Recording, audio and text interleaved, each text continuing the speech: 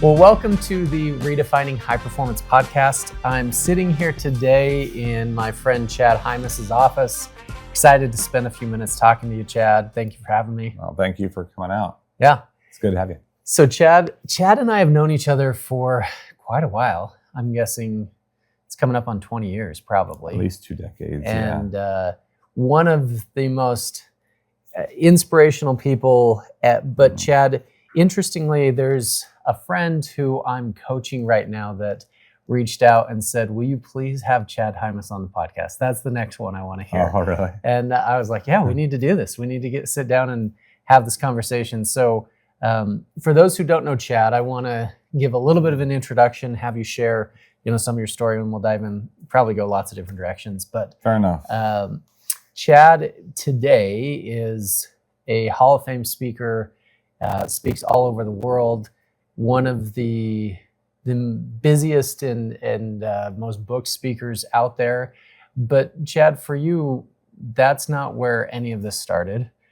We are here in your home office that sits on some acreage that you have here with some more acreage that you have down the road, where you really were, this is kind of more your passion, right? Farming and ranching and all the things that you do. But tell us a little bit about what led you into the speaking world, the space that you now have existed for the last 20 plus years.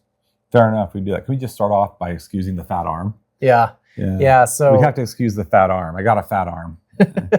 It's casted. I did some damage on an airplane middle of January and just had surgery last week. So we're at 120 degrees for another 3 or 4 weeks. So forgive us for that. Well, can we just get that out of the way? That's the elephant. That's the elephant in the room for me. It's the fat arm elephant. It's the fat arm. It is. It's very uncomfortable. I don't like it. I don't like the power wheelchair, so I'm in a manual wheelchair. But back to your point, I do like to work hard. I think I learned it from my uncle and my dad.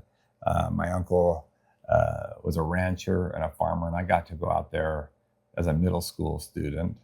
And also in high school, when we didn't have basketball tournaments going on at some colleges, and work for him. And I didn't get paid. I didn't want to get paid, but we would get up at 5 o'clock in the morning, and my aunt would have breakfast ready like at 5:15. Like we're talking steak and eggs and bacon or sausage. You need something because you're going to work hard. And we were out there.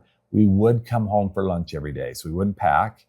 We would come home and she would have a spaghetti dinner for lunch, and then she'd have a warm dinner after dark, 8 o'clock or 9 o'clock. And we would do that every single day, 7 days a week.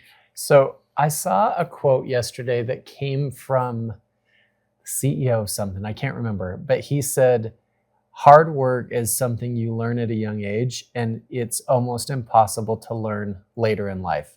I don't know if you agree with that or not, but I find it interesting. It just popped in my mind as you were talking about that. What's your thoughts on because you said you learned how to work hard, I loved it. I fell in love with the hard work. I think the older you get, the harder it is to change a habit. That's my thoughts. So the older I get, the harder it is to kick all the habits. I'm having a hard time not pushing my chair. My wife is nagging me. So I'm supposed to not push with this arm, and I'm in a manual wheelchair by choice. I want to go back to the manual wheelchair. I'm not one. So I would tend to agree with that, not knowing the source. Some would call that stubborn, but I think that's right up. I'm not doing what she's asking, and it's probably going to cause more damage. But I think that hard work is learned. I don't think it's necessarily part of a DNA. I think that it is, you're driven. I look at some athletes and where they developed hard work ethic. You share stories about Kareem Abdul-Jabbar and his work ethic and what he did in high school to set these records.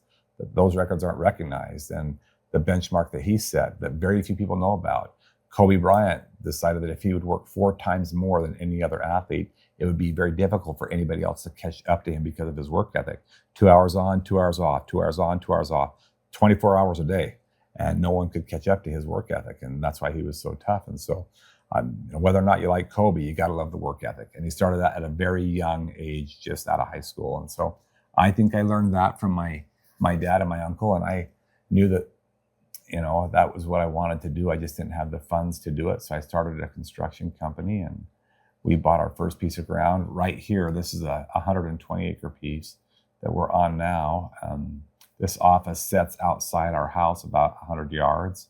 And I started raising elk, and I wanted to raise elk and then release them on several thousand acres that I didn't have the money for to buy, release them and have people want to come hunt. And I wanted to be like my uncle, be out there hunting and guiding people and getting them close. It's a tough living, but once you get a good base, it's like the speaking business. You can make a good living at it. And I had an injury 6 years into building the ranch out here, which rendered me in a wheelchair, and had a different mentor that I was introduced to that taught me a little bit about farming a different way, and not necessarily having to wear the cowboy boots and the Wranglers, but farming people, which took me in the direction of sharing messages on a variety of personal topics, which led me into the speaking industry. And that happened about 26 years ago. And so for the last 23 years, I've been trying to work hard at this industry and be very busy and, kind of keep things in house and dictate where we're going and what we're doing. And that's kind of the overview of the story. Yeah. I want to dive into the experience you had with Art Berg, because I think it's such an incredible example of how to show up for somebody, what a mentor really looks like. And there's a legacy piece that comes into play there, but you have an accident on your ranch, dropped a 1-ton bale of hay on top of yourself operating a tractor. Fair. Right? Yeah. Which rendered you a quadriplegic. You're in the hospital. I can't imagine going to that place mentally where life changes that dramatically. Right? Yeah. Like I've never Pretty had low of lows. Yeah, I've never had an experience that's that a dramatic. I went there for elbow surgery last week, and I was at the low of lows. You're just sitting there all day long watching Fox News. Yeah. I mean, it's the hospital is not a place we go to unless maybe you're anticipating having a child or something. It's just not a there's nothing joyful necessarily, right? So in that state, Art Berg came. Tell us a little bit about how that came about, and then what that turned into. That's a cool story, and we can make it very, very brief. There's a backstory to that. My dad, a couple months earlier, prior to the accident, was at his insurance convention, and Art Berg was the keynote speaker. Art Berg is a quad, just like I am today. Back then I wasn't, but Art Berg was the keynote speaker, Hall of Fame speaker, and the incoming president of the entire National Speakers Association. So he was incoming that year. And my dad loved his talk so much that he bought his VHS tape, which tells you how long ago this was, and bought a couple. Do you still have the VHS tape? We should pull it out. We've got several of them because we got more. That plays into the story here. But the VHS tape. And for the next couple of months, I remember, Ty, that my dad tried to get us to go over to his home for a kind of a family activity with our spouses, a family home evening, and watched this guy speak, because my dad was so blown away by it, so inspired by it, and thought it would teach us some really good family life lessons. And we never made it happen. And a couple months later, my dad's oldest son, me, as you mentioned, would break his neck with a 1-ton bale of hay falling over and landing on my head. And so when I woke up from a coma, my dad wheeled in that library cart that we see at a church house or that you see at a school, with a big box TV and a VHS player, put the tape in and hit play. And I watched it. I don't remember the lessons that he taught. I don't remember much of what he said, but I do remember the way he contorted his body. I remember his hands. I remember he was happy. I was not. I remember his aurora, his countenance, his humor, and that was the drug. That's what I needed. I wanted more of that. So my dad picked up the phone, called his office, talked to Donnie, his assistant back then, and ordered more drugs. What do you have? What can I buy for my son in the hospital? And my dad got it, and it was delivered next day via FedEx by Art Berg himself, which we did not know was going to happen. So Art Berg came unannounced, uninvited, to a complete stranger, which is why I do what I do today. When I get, when I hear of somebody, I want to pay that back, pay it forward, right? Art Berg came to me, wheeled his chair into my hospital. I knew exactly who he was. He set the bag of goodies down that he brought for me, transferred himself onto my hospital bed, and began to show me why he wore loose jeans and a loose shirt, and how he put his shoes on with his wrist. And just, it wasn't about speaking at all. It was just about day-to-day living. You can function in life. This is what it looks like. We're about the same. Yeah, that's exactly what it was. And I thoroughly, and he didn't stay long. I'm going to say 20, maybe 30 at most, 30 minutes. And we swapped phone numbers. Back then there wasn't Instagram or Facebook. There was just websites. And I looked him up and found out that he traveled the world as a speaker, Hall of Fame speaker. And I couldn't get enough of Art. I followed him, and he allowed me to call him and ask him questions about the most personal and sacred things of the human body and relationships, because I was struggling with some of these things. And gosh, I remember him inviting me to his home and going to see how he operated at home and how he functioned in his office. And I remember him showing me his van and how he drove and how he got his clothes on in the morning and why he had his bed low so he could transfer over. And he was married to a beautiful gal and they had 3 kids. I mean, I remember all of that. He came out here to the ranch. We took him on a hayride on a flatbed gooseneck trailer, strapped our wheelchairs down, and our spouses were with us. And somebody took us out to go through the elk, and we had pizza. I mean, I don't know that we were besties, but we were definitely acquainted, and he was willing to come out and spend time with me about life, not about the speed business. I want to pause for just a second, because I think there's such a beautiful lesson in that. Like his first meeting, 1, he didn't have to. No. 2, he didn't know you. It wasn't something that somebody requested. Your dad didn't call and say, hey, if you could come meet my son. But he was the kind of person who was willing to. And he was a giver. And 30 minutes sometimes can change somebody's life, right? Like that changed perspective. It changed outlook. It changed.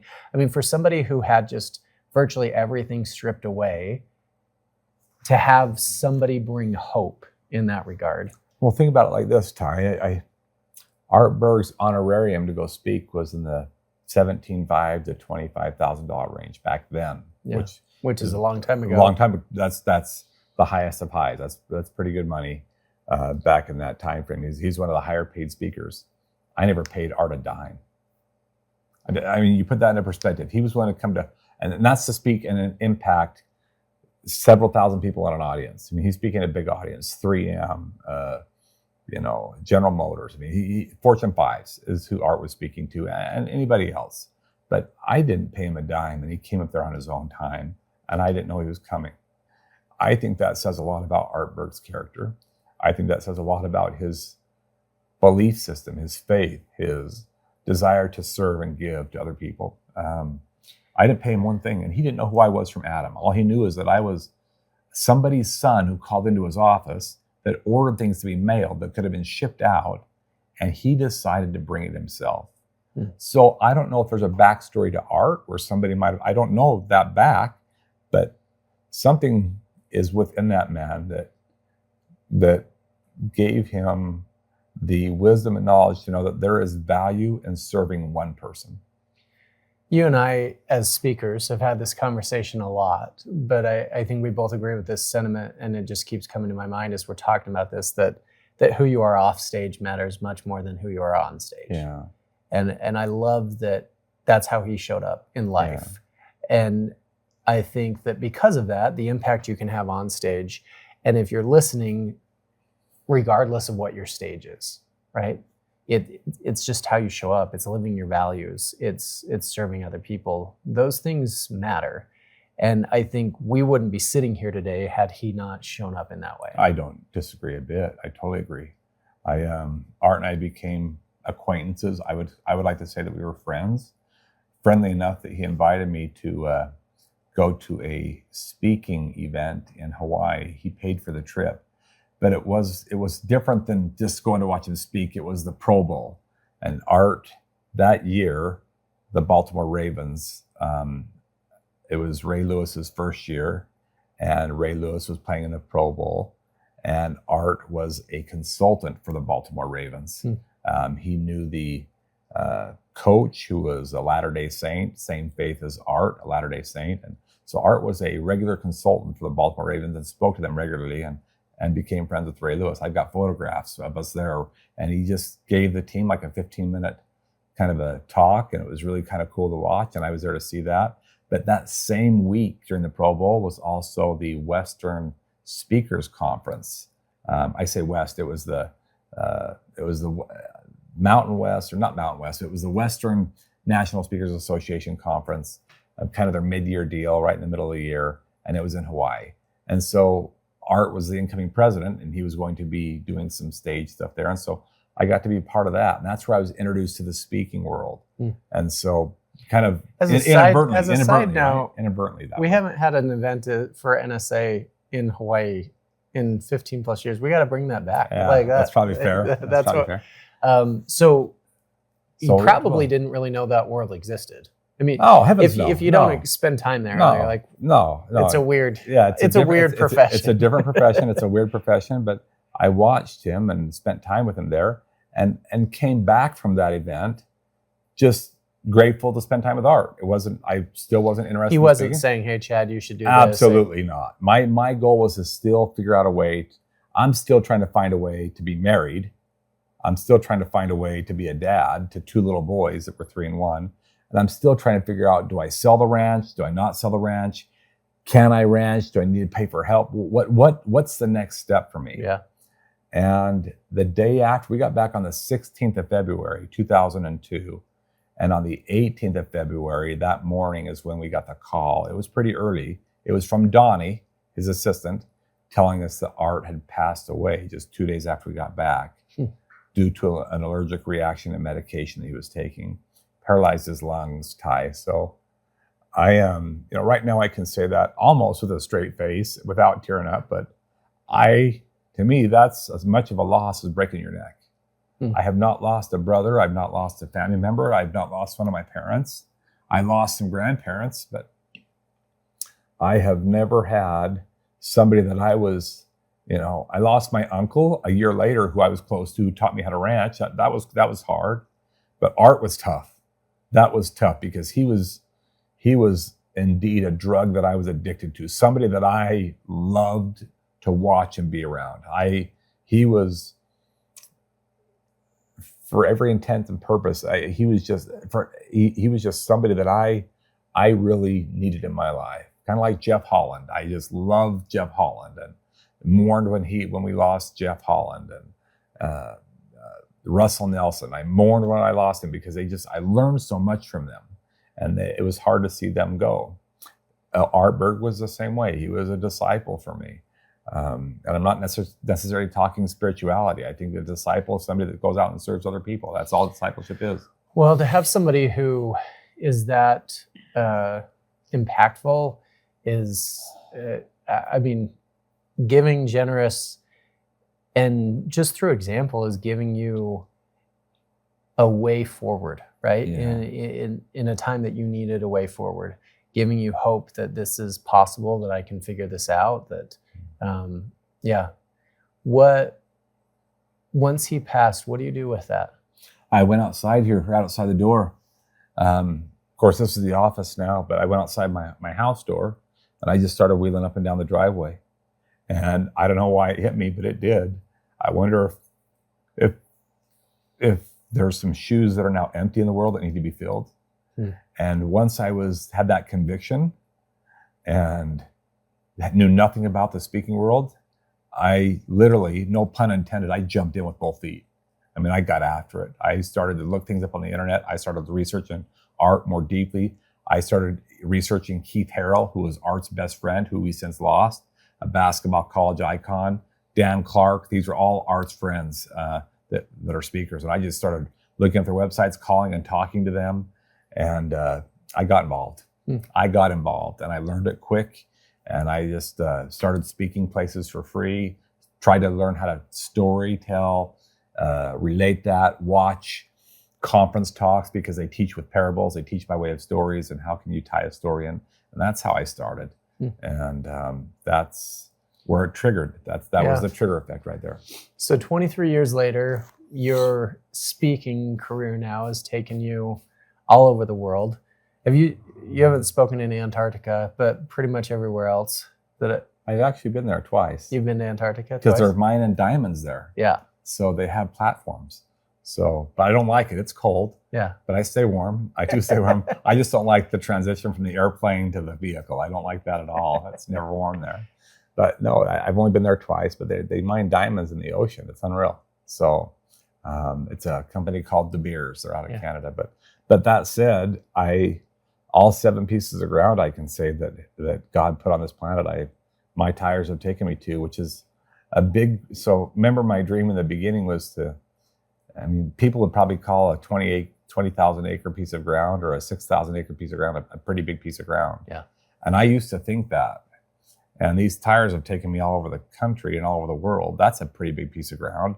And I think sometimes we cut ourselves short by thinking too small of what our capabilities are.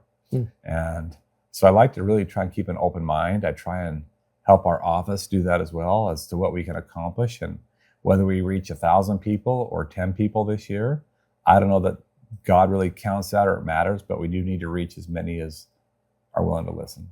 And that's kind of our mantra in the office. My mind now is going to mentors, right? I think Art's an incredible example of a mentor. I want to go back to your dad, because I know enough of your story and interactions that your dad has been a huge mentor in your life. And particularly, I can think of 2 spaces. One, in high school, there's a story that you've told, that the way he helped you to see things differently. And then 2, when your accident happened, how he helped you through that. Talk to me a little bit about your dad in terms of his mentoring. Well, you've got kids. You've got Andy, your oldest. She's currently serving other people in another state. She's far away, right? Yeah. You don't get to see her at all for 18 months. And if you're lucky, you get to FaceTime her once a week. So there's no physical contact, no hugging. You don't get to love on her. And if Andy got home from her mission and she went out to the dunes with a bunch of her friends, and the dunes called you, and there was an accident, and Andy's UTV flipped over and she broke her neck and she was never going to walk again, and you're her dad, and Andy's your pride and joy. Now I'm piercing your heart, because how would you deal with, as a father, you would do anything to switch your places. You've lived your 100%. life. You've lived your life. You've had your children. You have. I'm not saying that your life is done, but you have lived enough of a life. Change that in a heartbeat. If there was some organ you could donate, some part of your spinal cord that you could switch her, and it would work, and they could guarantee it, and everything matched up, you would do it. Yeah. So would my dad, but he couldn't. And I think my dad's way of medicating himself was for me to be positive. Because if my dad saw me go in a lull or a lump, it would kill him. And so I think that a driving force for my dad was, hey, you're married to a gorgeous gal who my dad is very protective of. He is. And I got 2 little boys that my dad loves, and I'm my dad's oldest son. And I think that as I look back, and my dad has never told me this, but I've got, my boys they were 3 and 1. If that happened to my son or either one of the boys, I would switch him in a heartbeat. It wouldn't even be a question. Just let's get into surgery now, get it done. And that would be a way for me and so because that's not possible, and there's no cure for that, the only alternative is what can I do to make my son's life, instead of him wanting to kill himself or take his life or commit suicide, what can I do for his mental health, which wasn't talked about heavy back then, but it is today? What can I do to help him? And so he came in, which he's done his whole life. He's always been a mentor. And he gave me some ideas of things that I could do that he had probably learned from Art and his dad and others that would help him also be able to cope with this massive loss. I think my dad was experiencing massive. So was my mother. Yeah. My mother just dealt with it with candles in a cathedral. My dad dealt with it with praying to God and in an LDS church. I mean, it's amazing. I grew up in a, kind of a multi-faith family, which is still cool. I think that's great. But today, here I sit as a 52-year-old person. My dad is 76. And my dad calls me every day, and it doesn't last more than 30 seconds. It's not a long phone call. Generally happens between noon and 3 Mountain Time, somewhere around 5 o'clock Eastern Time. No matter where I'm at in the world, I don't care if it's midnight or 2 in the morning. I get the call, it rings, and he just says, "Hey, son, just calling to see where you're farming today. Where are you farming at today?" "Dad, I'm in the office with Ty Bennett, and we did a podcast this morning. I'm going to lunch with the boys at noon, and my arm's doing good, and I'm flying out tomorrow, Dad. Shondel's having me travel with a nurse for the first few weeks. I don't really like it, Dad, but she thinks that that's important." And he says, "Well, I'm just sure proud of how you're farming, son. Just want you to know that. Better go. Bye." And that's it. And that is it. He doesn't tell me he loves me. I don't know that I've ever heard it. I don't know that I ever have to hear it, because I don't know too many 76-year-old men that call their 52-year-old son every day. And I get that call 7 days a week. Yesterday, we talked a little longer. "Hey, son, where are you farming?" "Dad, still recovering a little bit. I'm speaking at the lodge tonight to a group. And then, Dad, we got BYU playing Houston, Dad, in the Big 12, the Big 12 championship games and the Big 12 tournament." He said, "Well, son, I'm really proud of you watching that game and proud that you're farming. I'm watching the same game and rooting for the same team." Well, there might be a couple sidebar conversations, but not too often is there. It doesn't last more than a minute. It's a pretty quick call, but he does call me. And I think that's part of him making sure that I'm okay so that he can be okay. I don't know for sure, but I know that he struggled. My mother told me that my dad went without food or water for 4 days when I got hurt. No food, no water for 4 days. I've asked my dad about that, and my dad has promised me that before he leaves this life, that he will share with me what he learned and what happened during that 4-day time frame. But to this very day, I still do not know. And I talk to him about it once in a while, that I'd sure like to know what happened when you went without food and what you did for 4 days. Hunger. But my mom told me that.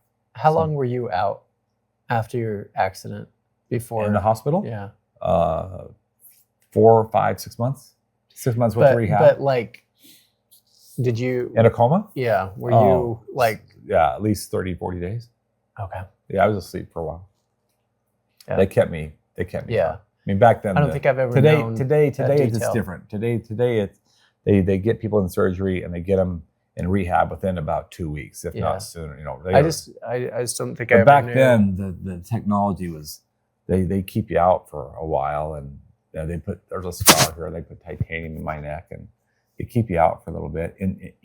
Intubated as well, so they got a tube going down and a feeding tube in my nose and IVs hooked up just for hydration. But today it's different. Today people are generally in rehab within the next couple of weeks, no matter what their circumstance. They're getting the body moving. Yeah. So technology's changed a little bit. What is the way that your dad shows up for you? What has that done for you as a father? Well, I don't miss my kids' games. I mentioned earlier in this podcast that I'm going to lunch with my boys today. We do that once a month. And we don't miss a month. They're now older and they're married. And it's important to me that I take them to lunch and that I stay in contact with them, that I'm very close to them. They have, they were 3 and 1 when I broke my neck, and we lived on a pretty big piece of land that needed a lot of work. I don't look at it as I was the father of the home.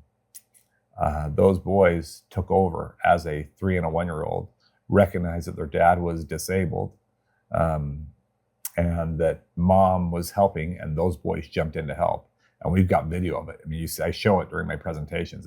You got 2 little kids that are getting Michigan State sweats on their dad or BYU sweats on their dad to go and play some ball on a small little hoop out on the driveway. I mean, it's amazing to watch, because in their eyes, I was still their father. And I look at it as they took over the role of father, helped mom out with the physical, tangible things that dad couldn't do. And they've done that throughout their entire life. Yeah. And we adopted 2 more that did the same thing. And so I am very close to the kids. and very grateful, because I don't see myself as necessarily the father figure. They might argue that. I see them as taking over that role, and I like to spend time with them. So I'm anxious and looking forward to lunch today with the boys that are married.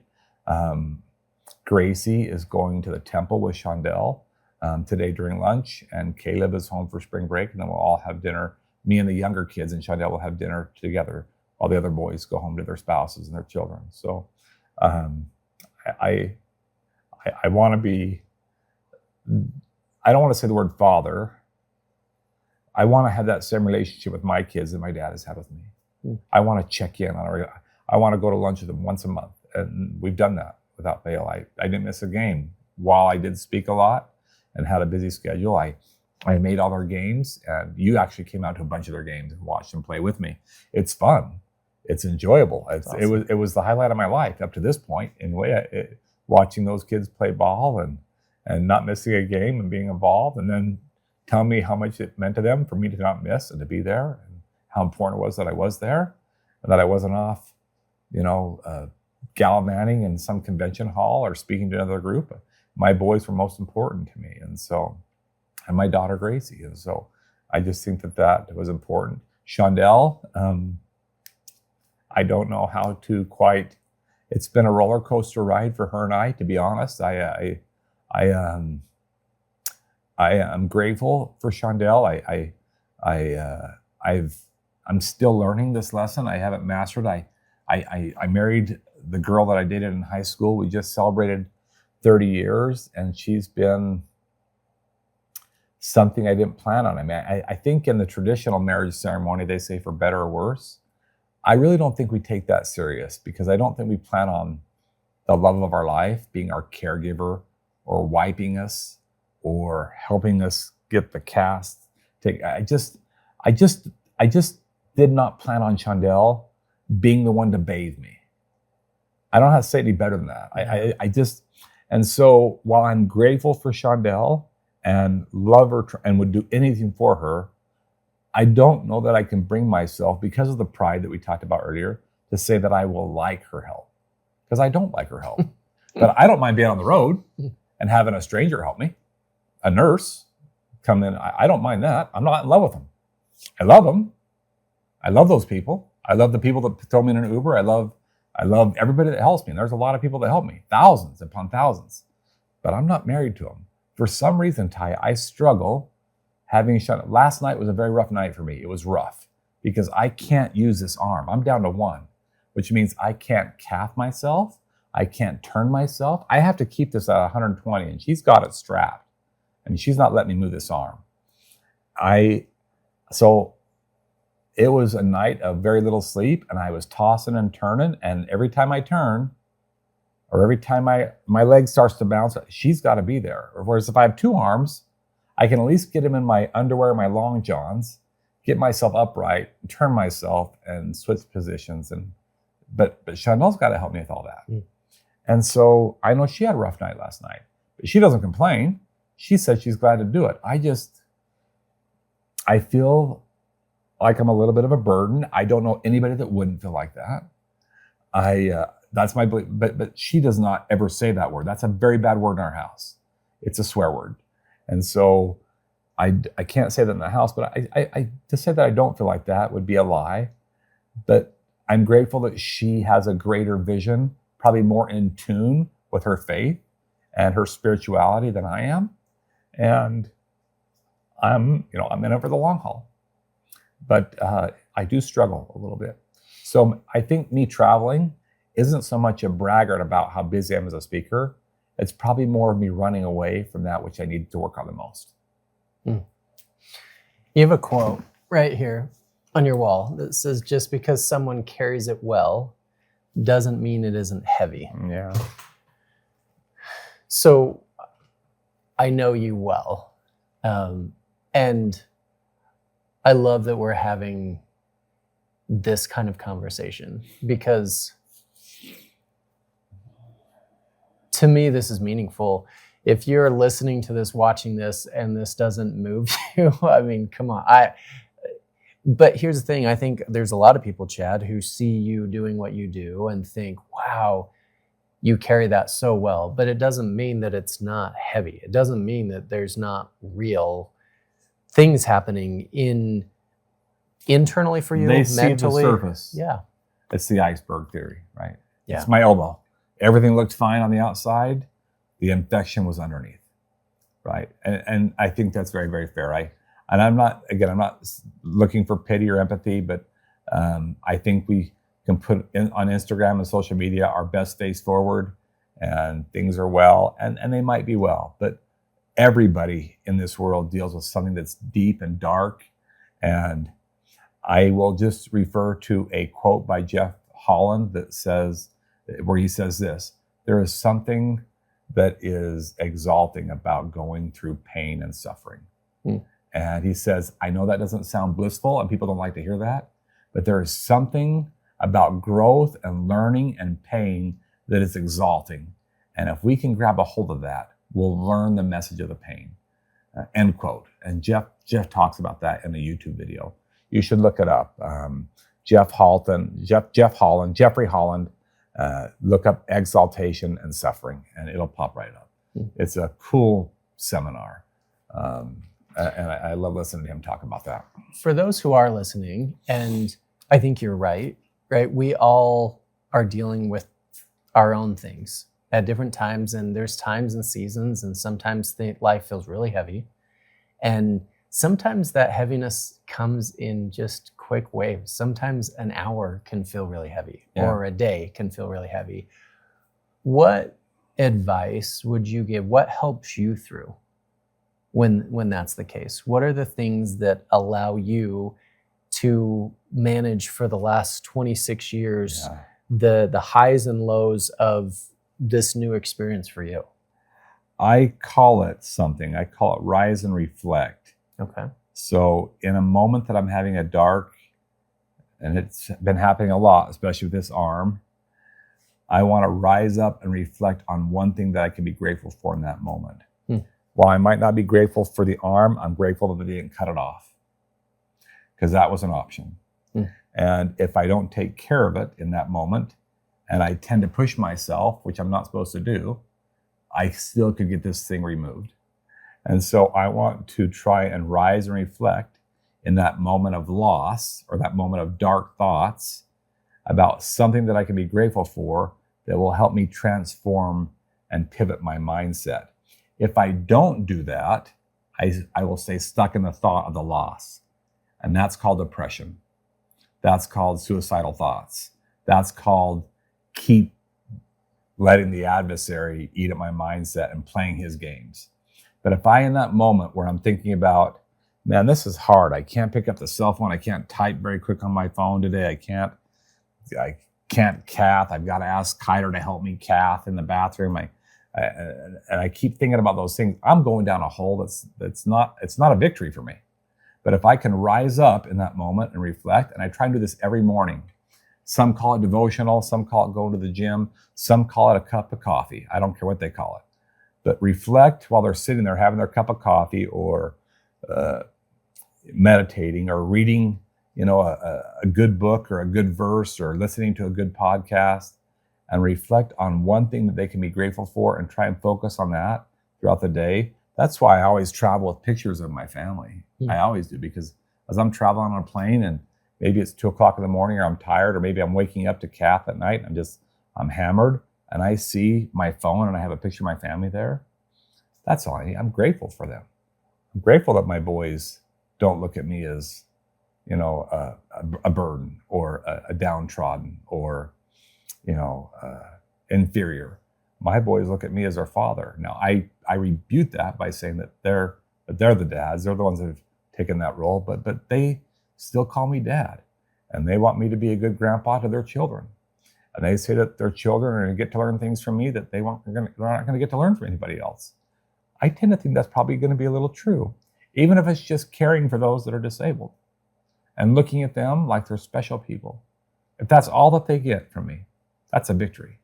So I need to listen to that and be grateful that that's my role, and not be envious that I don't have the other role, which I've had a hard time with, of being the other grandpa whom I'm friends with, and he's a great guy, but he gets to do some of the things that I wish I could probably do. Maybe a layup, riding the horse, driving him down the road on the UTV, branding cattle. I mean, we can go on for hours, but that's not my role.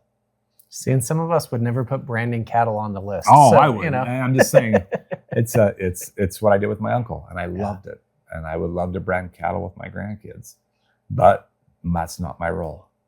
My role, I need to stay focused on my role and be grateful for the role that I've been given. It's hard. It's hard. It is hard. It's very, very hard. But there's only two choices. There's that, or you keep going down that dark bliss. And I've never won that game, Ty. Going down the dark, I've played it, and I played it for hours and days. I've never won the game.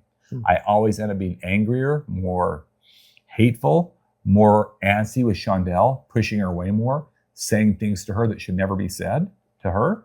I've done those things, and it hurts her. And I don't want to be that person. I don't want to do that. I mean, the real me, I really don't want to do that, but I have done it. So I haven't won that game. So it's interesting. This is, if you listen to the podcast regularly, I think this is a different conversation than what the podcast normally would be. But I love sitting down with you, Chad, because I've always felt like our relationship, connection, and conversation is deeper. It's meaningful. Yeah. And I hope we've had some big talks. You and I, we're not just podcast or speaker buddies. You and I are very, very dear friends, and we've had some very deep conversations about, and I've come to you just to talk to you about different things. You and I could be in a public setting speaking at the same event, which happened this last year, and talk about some very personal issues as a sidebar conversation with nobody else listening. And I leave there feeling, all right, I'm glad I ran into Ty tonight. I needed to run it. We've had those conversations, you know that. No, and this is meaningful to me. I do want to say, just share this publicly too, as you brought this up, and thank you for this. I can remember a particular instance where I had to go on stage, and there were circumstances in my life that made it so I was not in the right mental place to do that. And I remember calling you. I stepped out of the ballroom. I was backstage. I stepped out of there, and I said, Chad, I need you to fix my head, because I'm on stage in 20 minutes and I am not in the right place. That's the kind of friendship that we've had. Yeah. And I appreciate the depth of this conversation, the vulnerability of sharing, because the truth is we all face those things. We all deal with our own things in our own ways. I love the idea of rising and reflecting and focusing on gratitude. We all get stuck in those spaces. And yet we all have things to be grateful for. And this concept that you just hit on of owning your role, being okay with that, because it's easy to compare. It's easy to go, what if I wish it was this? I wish it was something different. And that doesn't mean you can't go create something different in different situations. But to be able to recognize, be okay with, accept, and own who you are, your strengths, your weaknesses, and move forward in that way. I think that's a win. It is a win, and the other is a loss. So I've got to try and keep picking the wins, and I haven't mastered it. You know that, because we've had talks. Even with this is taking me back. I haven't been in a hospital other than a checkup in 20. I've been so blessed. I've known you for 20 years. This is the first time. And this is self-inflicted. This happened on an airplane. I got lazy, and that's how it happened. But I have been so lucky. And so this is taking me back to that 20 plus years ago of being in the hospital again. And I'm going through some of those same mental, and that's why my dad's calling me. And the conversations are a little bit longer now because he knows that I had to change 3 or 4 different things. And I didn't like that. And then more important than changing those things is just the dependency that I am completely now, even just pushing a chair, completely dependent just for mobilization on everybody for the next 4 weeks. And if I don't do that, the alternative could be some serious damage. If I do what I've been told, the doctors say that I will heal 100%. Mm. The doctors did their part, and others do their part to help me. But if I don't do my part, it's on me. Yeah. So I have to own that. Well, Chad, I feel like I could sit and have this conversation forever, but I also don't want you to miss your lunch with your boys today. But thank you for sitting down and doing this. For those who are listening, watching, definitely come find Chad Hymas. He's easy to find, chadhymas.com. On social media, he shares great messages on an ongoing basis. Bring him to your event. Definitely somebody worth following, and I appreciate that we could sit down and have this conversation. Thanks for coming out to the ranch. You're good to have you here.